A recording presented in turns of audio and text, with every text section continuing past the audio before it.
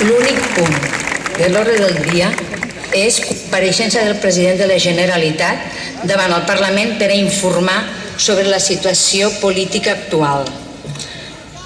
D'acord amb l'article 169 del reglament, i atès que el president de la Generalitat ha sol·licitat de comparèixer davant el ple del Parlament per a informar sobre la situació política, dono la paraula, doncs, al molt honorable president de la Generalitat, senyor Carles Puigdemont.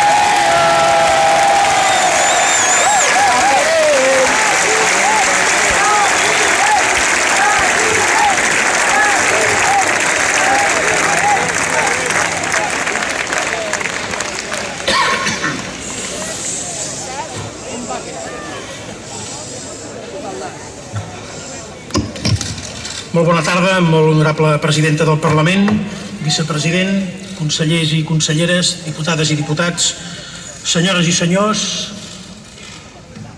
Comparec efectivament a petició pròpia per analitzar la situació política. Comparec en aquest Parlament després dels resultats del referèndum celebrat el dia 1 d'octubre i per explicar-los les conseqüències polítiques que se'n deriven. Soc conscient, com segurament també molts de vostès, que avui també comparec davant del poble de Catalunya i de molta altra gent que ha fixat la seva atenció en el que avui passi en aquesta cambra. Vivim un moment excepcional, de dimensió històrica. Les seves conseqüències i els seus efectes van molt més enllà del nostre país i s'ha fet evident que, lluny de ser un afer domèstic i intern, com sovint ens hem hagut de sentir de part dels qui han negligit la seva responsabilitat en no voler conèixer el que estava passant, Catalunya és un afer europeu. De la meva compareixença no esperin ni amenaces, ni xantatges, ni insults. El moment és prou seriós com perquè tots assumim la part de responsabilitat que ens correspon en la necessitat imperiosa de desescalar la tensió i no contribuir ni amb la paraula ni amb el gest a incrementar-la. Al contrari, vull adreçar-me al conjunt de la població, als qui s'han mobilitzat els dies 1 i 3 d'octubre, els qui ho van fer dissabte a la manifestació advocant pel diàleg, els qui ho van fer massivament diumenge en defensa de la unitat d'Espanya i els qui no s'han mobilitzat en cap d'aquestes convocatòries. Tots, amb les nostres diferències i discrepàncies, en allò en què ens entenem i en allò en què no ens entenem, formem un mateix poble i l'hem de continuar fent plegats, passi el que passi, perquè així es fa la història dels pobles que busquen el seu futur. Mai no ens posarem d'acord en tot, com és evident, però sí que entenem, perquè ja ho hem demostrat moltes vegades, que la manera d'avançar no pot ser cap altra que la democràcia i la pau, que vol dir el respecte per al que pensa diferent i trobar com fer possible les aspiracions col·lectives, amb el benentès que això requereix grans dosis de diàleg i d'empatia. Com es poden imaginar, en aquestes darreres hores i dies se m'han adreçat moltes persones suggerint el que havia de fer o de deixar de fer. Tots ells són suggeriments lícits, respectables i propis d'un moment com aquest. A tots els que he pogut fer-ho els heu agraït perquè en cadascun d'ells hi he reconegut raons fonamentades que val la pena d'escoltar. També jo he demanat opinió a diverses persones que m'han ajudat a enriquir l'anàlisi del moment i la perspectiva de futur. I per tant també els ho vull agrair de tot cor. Però, senyores i senyors diputats, els que els exposaré avui no és una decisió personal ni una dèria de ningú. És el resultat de l'1 d'octubre. El govern que presideixo d'haver mantingut el seu compromís de convocar, organitzar i celebrar el referèndum d'autodeterminació i, naturalment, de l'anàlisi dels fets posteriors que hem compartit en el si del govern. Avui toca parlar dels resultats de l'1 d'octubre al Parlament i això és el que farem. Per tant, som aquí perquè el dia diumenge 1 d'octubre, Catalunya va celebrar el referèndum d'autodeterminació i ho va fer en unes condicions més que difícils, extremes. És la primera vegada en la història de les democràcies europees que una jornada electoral es desenvolupa enmig de violents atacs policials contra els votants que fan cua per dipositar la papereta. Des de les 8 del matí fins a l'hora del tancament dels col·legis, la policia i la Guàrdia Civil van colpejar persones indefenses i van obligar els serveis d'emergències a atendre més de 800 persones. Ho van veure tots. També ho va veure el món, que es va esgarrifar de les imatges que s'anaven rebent. L'objectiu no era només confiscar urnes i paperetes. L'objectiu era provocar el pànic generalitzat i que la gent, veient aquelles imatges de violència indiscriminada, es quedés a casa i renunciés al seu dret a vot. Però als responsables polítics d'aquella operació els va sortir el tret per la culata. 2.286.217 persones van vèncer la por, van sortir de casa i van votar. No sabem quants ho van intentar sense èxit, però sí sabem que els col·legis clausurats de manera violenta representen un cens de 770.000 persones més. Més de 2.200.000 catalans van poder votar perquè van vèncer la por. I també perquè quan van arribar al seu col·legi, van trobar urnes, sobres, paperetes, taules constituïdes i un cens fiable d'operatiu. Les operacions i registres policials de les setmanes anteriors a la recerca d'urnes i paperetes no van impedir el referèndum. Les detencions d'alts càrrecs i funcionaris del govern tampoc no van impedir el referèndum. Les escoltes telefòniques, els seguiments de persones, els atacs informàtics, el tancament de 140 webs, les violacions de la correspondència tampoc no van impedir el referèndum. Malgrat l'esforç i els recursos destinats per combatre'l, quan els ciutadans van arribar als col·legis electorals, hi van trobar urnes, sobres, paperetes, taules constituïdes i un cens fiable i operatiu. Vull fer, per tant, un reconeixement a totes les persones que van fer possible aquest èxit logístic i polític. Els voluntaris que van dormir a les escoles, els ciutadans que van guardar les urnes a casa, els impressors que van imprimir les paperetes, els informàtics que van idear i desenvolupar el sistema del cens universal, els treballadors i treballadores del govern, els votants del sí i els del no i els del vot en blanc, a tantíssima gent anònima que va posar el seu granet de sorra per fer-ho possible.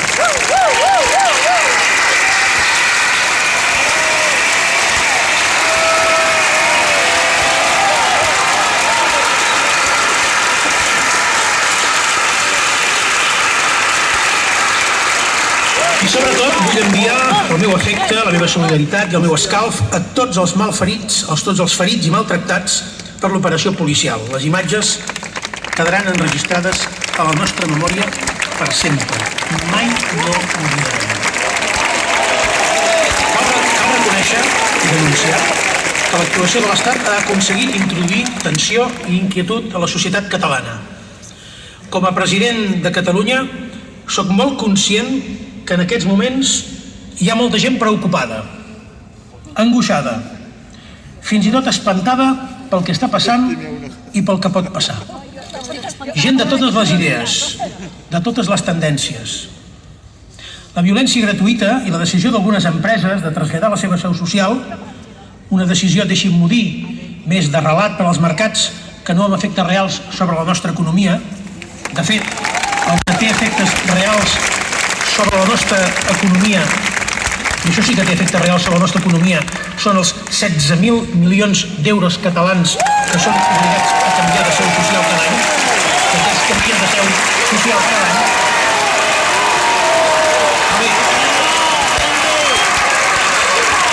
Sens dubte, són fets que els reconeixo que han emboirat l'ambient.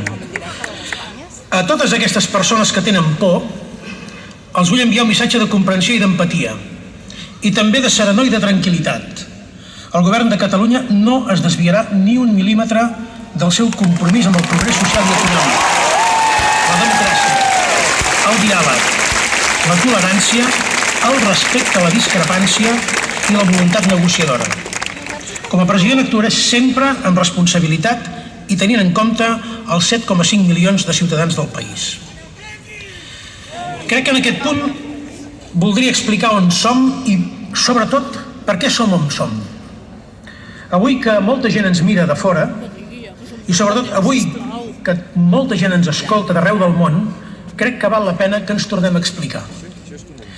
Des de la mort del dictador militar Francisco Franco, Catalunya ha contribuït tant com el que més a la consolidació de la democràcia espanyola.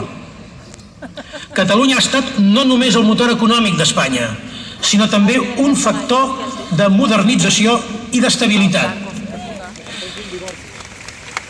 Catalunya va creure que la Constitució espanyola de 1978 podia ser un bon punt de partida per garantir el seu autogovern i el seu progrés material.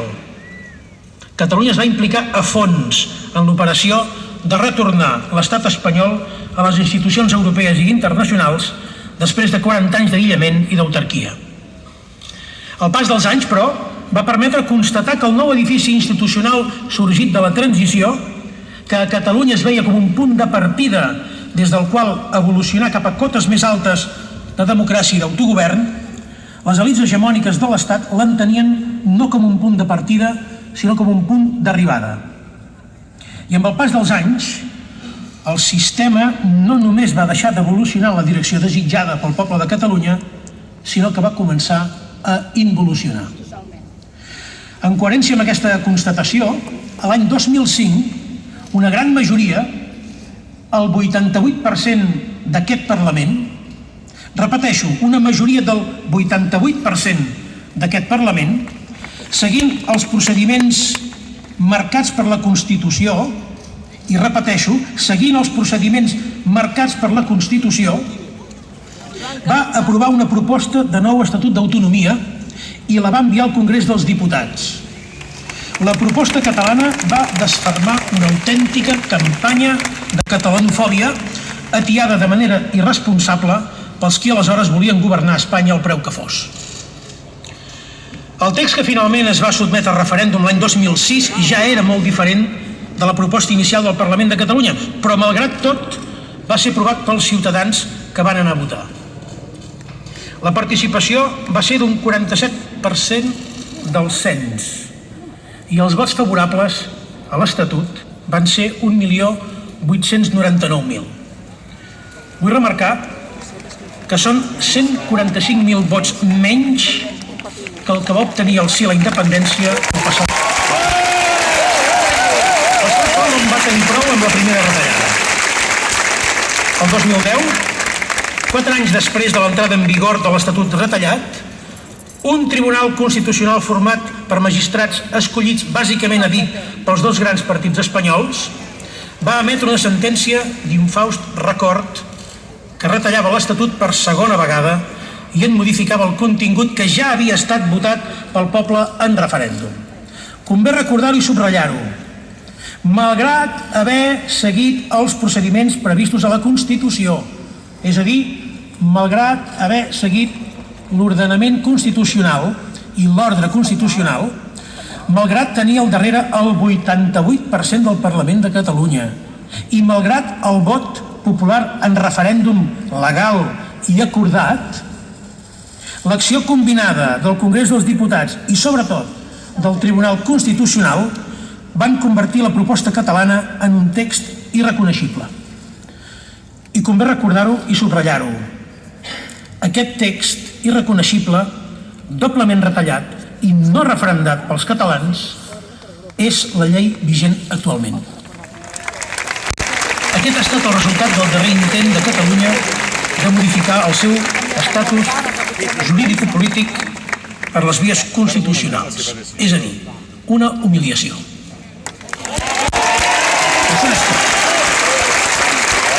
Des de la sentència del Tribunal Constitucional contra l'Estatut votat pel poble, el sistema polític espanyol no només no ha mogut un dit per intentar fer marxa enrere i reparar la trencadissa, sinó que ha activat un programa agressiu i sistemàtic de recentralització.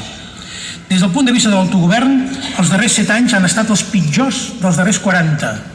Laminació continuada de competències a través de decrets, lleis, sentències, desatenció i desinversió en el sistema bàsic d'infraestructures de Catalunya, que són peça clau del progrés econòmic del país, i un menyspreu feridor cap a la llengua, la cultura i la manera de ser i de viure el nostre país. Tot això que explico condensadament amb les poques línies ha tingut un impacte profund en la societat catalana, molt profund, fins al punt que durant aquest període molts ciutadans, de fet milions de ciutadans, han arribat a la conclusió racional que l'única manera de garantir la supervivència no només de l'autogovern, sinó dels nostres valors com a societat, és que Catalunya es constitueixi en un estat. Els resultats de les darreres eleccions del Parlament de Catalunya en donen testiment. A més, ha passat una cosa encara més rellevant, i és que, en paral·lel a la formació de la majoria absoluta independentista al Parlament, s'ha forjat un consens amplíssim i transversal al voltant de la idea que el futur de Catalunya, fos el que fos, havia de ser decidit pels catalans, democràticament i pacífica, i ho havia de ser a través d'un referèndum.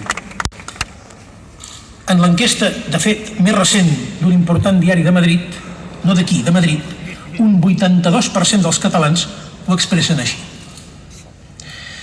I bé, amb l'objectiu de fer possible aquest referèndum, els darrers anys, les institucions i la societat civil catalanes han endegat nombroses iniciatives davant del govern i les institucions espanyoles. Està tot documentat. Fins a 18 vegades i en tots els formats possibles s'ha demanat obrir un diàleg per acordar un referèndum com el que es va celebrar a Escòcia el 18 de setembre del 2014. Un referèndum amb una data i una pregunta acordades entre les dues parts, en què les dues parts poguessin fer campanya i exposar els seus arguments, i en què les dues parts es comprometessin a acceptar i aplicar el resultat a través d'una negociació que protegís els interessos respectius. Si això s'havia pogut fer en una de les democràcies més antigues, consolidades i exemplars del món, com és el Regne Unit, per què no es podia fer també a Espanya? La resposta a totes aquestes iniciatives ha estat una negativa radical i absoluta. Una negativa, per cert, combinada amb la persecució policial i judicial de les autoritats catalanes. L'expresident Artur Mas, avui aquí present, i les exconselleres Joana Ortega i Irene Rigau, Irene avui també diputada nostra, com l'exconseller de la presidència Francesc Homs, també present. Tots ells han estat inhabilitats per haver promogut un procés participatiu no vinculant i sense efectes jurídics el dia 9 de novembre del 2014.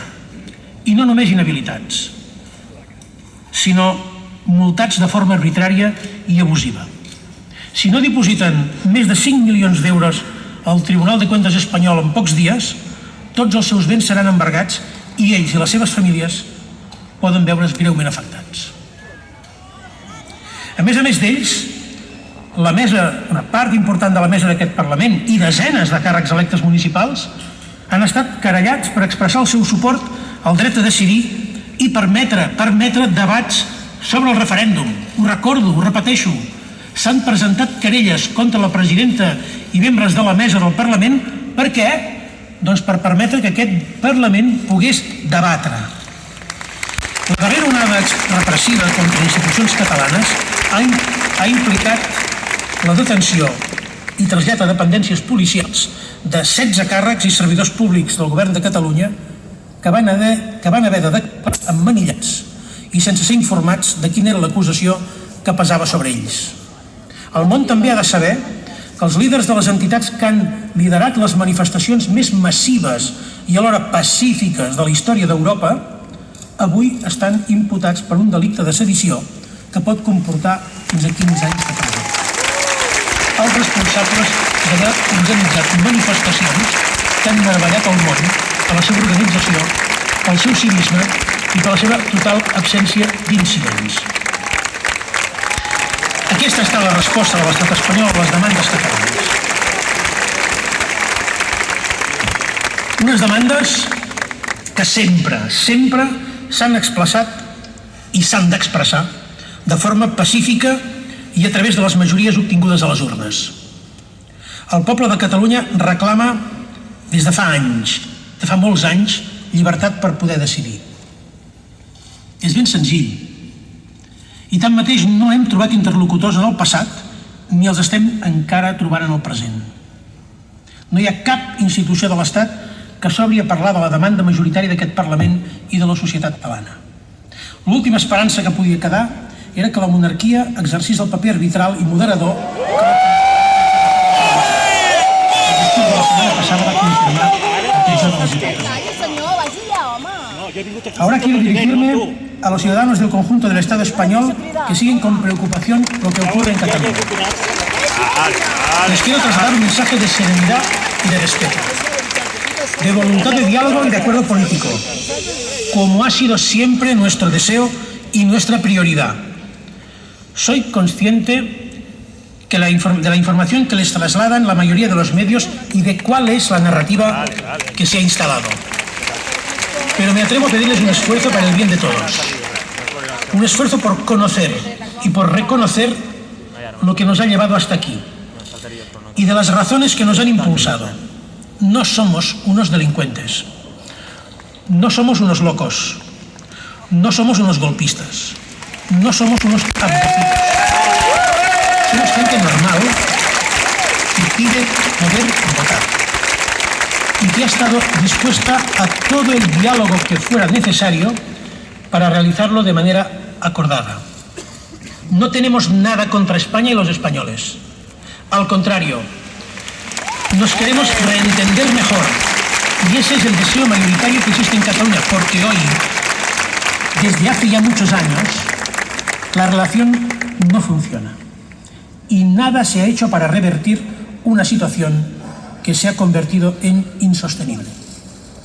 Y un pueblo no puede ser obligado contra su voluntad a aceptar un statu quo que no votó y que no quiere.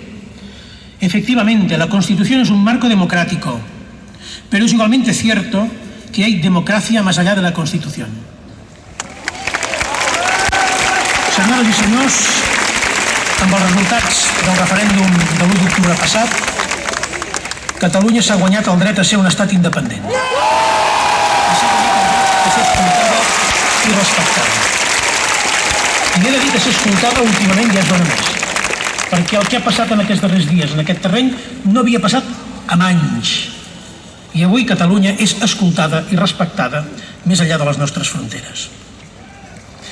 El sí a la independència ha guanyat unes eleccions per majoria absoluta i 2 anys després ha guanyat un referèndum sota una pluja de cops de porra.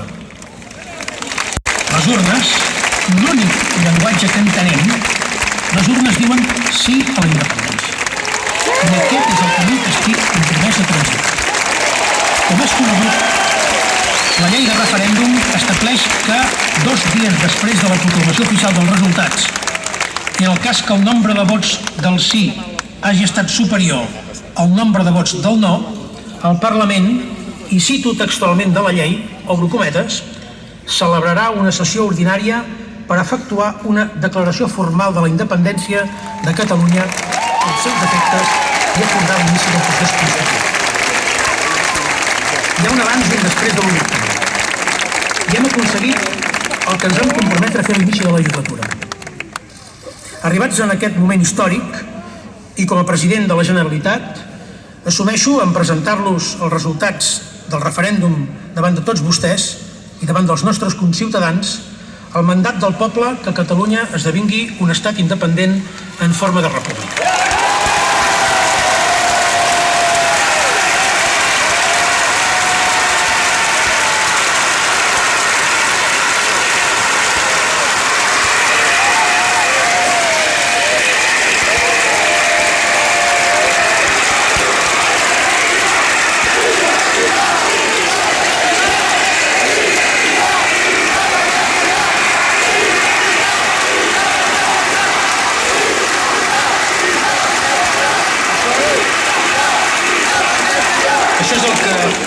fem amb tota solemnitat per responsabilitat i per respecte. I amb la mateixa solemnitat, el govern i jo mateix proposem que el Parlament suspengui els efectes de la declaració d'independència per tal que en les properes setmanes emprenguem un diàleg sense el qual no és possible arribar a una solució acordada. Creiem fermament que el moment demana no només la desescalada en la tensió, sinó sobretot la voluntat clara i compromesa per avançar en les demandes del poble de Catalunya a partir dels resultats de l'1 d'octubre. Resultats que hem de tenir en compte de manera imprescindible en l'etapa de diàleg que estem disposats a obrir. És conegut de tots vostès que des de l'endemà mateix del referèndum s'han posat en marxa diferents iniciatives de mediació, de diàleg i de negociació a nivell nacional, estatal i internacional. Algunes d'aquestes són públiques, d'altres encara no ho són, però ho seran. Totes són molt serioses i eren difícils d'imaginar tot just fa un temps. Les crides al diàleg i a la no violència s'han sentit des de tots els racons del planeta.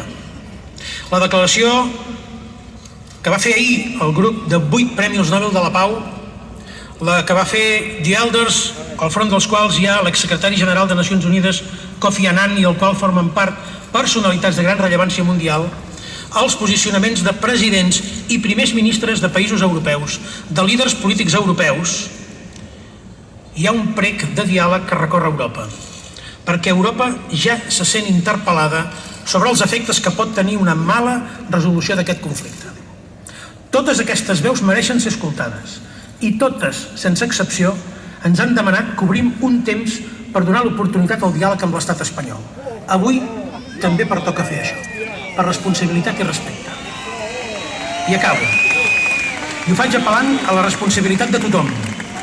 Als ciutadans de Catalunya els demano que continuïn expressant-se com ho han fet fins ara, amb llibertat i amb respecte als que pensen diferent.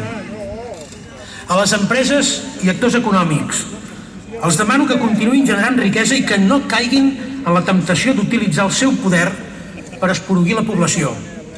A les forces polítiques els demano que contribueixin amb les seves paraules i les seves accions a rebaixar la tensió. També ho demano als mitjans de comunicació. I al govern espanyol li demano que escolti, ja no a nosaltres si no vol, sinó als que advoquen per la mediació i a la comunitat internacional i als milions de ciutadans, també d'arreu d'Espanya, que li demanen que renunciï a la repressió i a la imposició.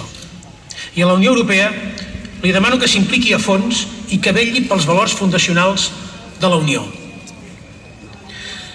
Avui el govern de Catalunya fa un gest de responsabilitat i de generositat i torna a estendre la mà al diàleg. Estic convençut que si en els pròxims dies tothom actua amb la mateixa responsabilitat i compleix amb les seves obligacions, el conflicte entre Catalunya i l'estat espanyol es pot resoldre de manera serena i acordada i respectant la voluntat dels ciutadans. Per nosaltres no quedarà, perquè volem ser fidels a la nostra llarga història, a tots els que han patit i s'hi han sacrificat, i perquè volem un futur digne per als nostres fills i filles, per tota aquella gent que vulgui fer de Catalunya la seva terra d'acollida i d'esperança. Moltes gràcies.